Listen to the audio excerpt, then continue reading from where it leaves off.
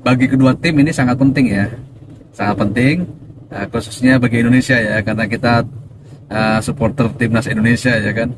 Cina ini kemungkinan akan memainkan formasi 4-4-2 karena pelatihnya. Sementara untuk tengah, Calvin Verdong masih sebelah kiri ya kan, kemungkinan. Kemudian Tom Haye dan Ivar Jenner. Kemudian sebelah kanan kemungkinan Sandy Walsh.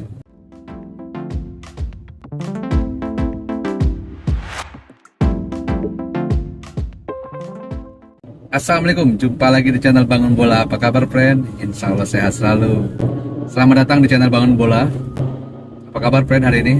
Saya doakan semua yang nonton video ini insya Allah diberikan kesehatan ya friend. Friend, kali ini saya ada dalam perjalanan menuju ke kota Sampit, kota Waringin Timur, Indonesia. Dan kali ini saya akan membuat konten di perjalanan mengenai bagaimana peluang formasi Cina melawan Indonesia besok ya kan. Jadi besok tanggal 15 Oktober akan ada pertandingan lanjutan kualifikasi Piala Dunia zona Asia antara Cina melawan Indonesia. Dan kali ini kita akan membahas bagaimana sebenarnya formasi atau peluang formasi kedua tim ya kan. Jadi kita bahas mana dulu nih ya. Kita bahas, oh sebentar sebelum saya mulai, kedua tim ini sekarang berada di posisi kelima dan keenam. Jadi Indonesia di posisi kelima, ya kan? Dia nilainya 3 dengan hasil seri ya, 3 pertandingan. Kemudian Cina 0 poinnya. Dia di peringkat ke bawah, paling terbawah, peringkat ke-6 dengan nilai 0 ya kan. Cina kalah 3 kali dengan Jepang 7-0, kemudian dengan Australia 3-1, dengan Arab Saudi 2-1 ya kan. Jadi 3 kali kalah. Jadi bagi kedua tim ini sangat penting ya, sangat penting, khususnya bagi Indonesia ya, karena kita supporter timnas Indonesia ya kan. Jadi bagaimana formasi kedua tim? Kita akan bahas dari Cina dulu ya. Jadi Cina ini kemungkinan akan memainkan formasi 4-4-2 karena pelatih Cina dia favoritkan formasi 4-4-2. Jadi sebagai informasi, Cina sekarang dapat tambahan 3 pemain yang kemarin cedera waktu melawan Australia ya kan. Ada Lu Wei ini striker yang senior ya kan. Kemudian ada Alan Carvalho ya kan, dan satu lagi siapa itu pemain backnya itu, Zunwi atau ya kalau nggak salah itu namanya. Jadi 3 pemain Cina ini kemarin tidak main di pertandingan melawan Australia, dan sekarang dia akan main melawan Indonesia. Jadi formasinya Cina ini 4-4-2, formasi kesukaan pelatih Cina.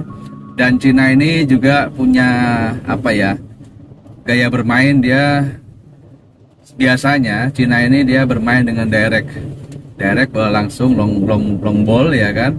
Kemudian memanfaatkan apa, body ball ya kan, kemudian sundulan, kemudian direct langsung ke gawang.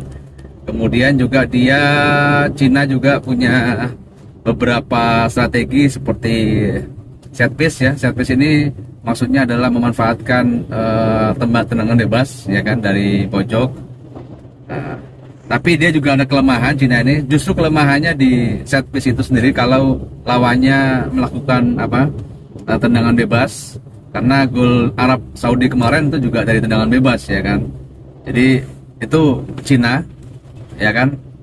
Sementara Indonesia ada 2 formasi yang kemungkinan akan dipakai oleh Sintayong. Saya nggak tahu apakah ini pilih mana Sintayong. 3-4-3 dengan memanfaatkan, saya prediksi Rizky Ridho langsung main ya. Saya prediksi Rizky Ridho langsung main di babak pertama starter karena Jordi Amat sedang cedera ya kan. Kemudian Jay Ijaz masih tetap main di tengah. Kemudian ada Max Hilgers. Jadi 3 itu. Sementara untuk tengah, Calvin Verdong masih sebelah kiri ya kan, kemungkinan. Kemudian Tom Haye dan Ivar Jenner. Kemudian sebelah kanan kemungkinan Sandy Walsh. Memang Sandy Walsh agak cedera ya kan, cedera ringan, tapi mudah-mudahan dia bisa bermain ya kan. Jadi itu 3-4. Kemudian yang 3 depan saya prediksi Eliano langsung main. Kemungkinan ya Eliano main. Eliano sayap kanan dia, atau kiri bisa juga. Kemudian Ragnar dan Rafael Strik 3. Itu 3-4-3. Seandainya Sintayong pilih 3-5-2 Bisa juga. Jadi mungkin kalau bertahan mungkin Sintayong akan merubah strateginya, bisa langsung berubah formasinya. Ya kan memang ya itu strategi Sintayong ya. Dan saya juga ambil catatan penting bagi pergantian-pergantian pemain oleh Sintayong yang sangat bagus di pertandingan kemarin melawan Bahrain ya kan. Terlepas dari hasilnya, ya kita sudah lupakan saja Bahrain ya kan. Kita move on, kita hadapi Cina ya kan. Jadi kemudian pergantian pemain di bangku cadangan masih ada Nathan, kemudian masih ada siapa? Sain Patenama, masih ada Witan. Nah, Witan ini nggak tahu nih, mudah-mudahan Witan bisa main nih. Saya nggak tahu nanti apakah ada strategi yang lain bagi Sintayong.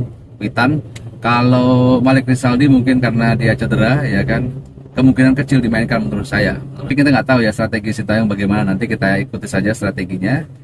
Strategi Sintayong itu mudah-mudahan strategi yang terbaik ya bagi kita. Jadi itu hitung-hitungan peluang utak-atik formasi Cina melawan Indonesia atau formasi utak-atik peluang formasi Indonesia melawan Cina. Kita doakan sebagai supporter timnas pemain ke-12, kita doakan besok Indonesia akan menang melawan Cina. Besok jam 7 malam ya. Jadi jam 7 malam besok tanggal 15 Oktober jangan lupa menonton pertandingan Indonesia melawan Cina. Mungkin itu dari Sampit Kalimantan Tengah. Salam untuk sepak bola Indonesia, salam sukses Indonesia pada dunia dan assalamualaikum.